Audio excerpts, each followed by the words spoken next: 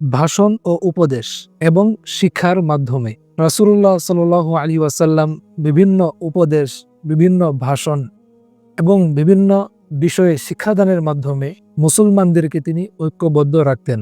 এমনকি একটি ভাষণে তিনি বলেছিলেন, হে লোক সকল, তোমাদের রব একজন এবং তোমাদের পিতাও একজন। কোনো আরবের লোকের উপর অনারবের লোকের শ্রেষ্ঠত্ব নেই এবং কোনো অনারব লোকের উপর আরবের কোনো লোকের শ্রেষ্ঠত্ব নেই। কোনো সাদার উপর কালোর শ্রেষ্ঠত্ব নেই, কোনো কালোর উপর সাদার শ্রেষ্ঠত্ব নেই। তবে শ্রেষ্ঠত্ব মর্যাদা আল্লাহর কাছে কেবলমাত্র তাকওয়ার মাধ্যমেই হয়ে থাকে। রাসূলের এই ভাষণে ছিল ঐক্যের বাণী এবং সাম্যের বাণী, একতার বাণী। তিনি জাতিগত, বংশগত, এমনকি সাদা কালো রঙের বৈষম্য বিভিন্ন ভাষণের মাধ্যমে দূর করে ঐক্য প্রতিষ্ঠা করেছিলেন।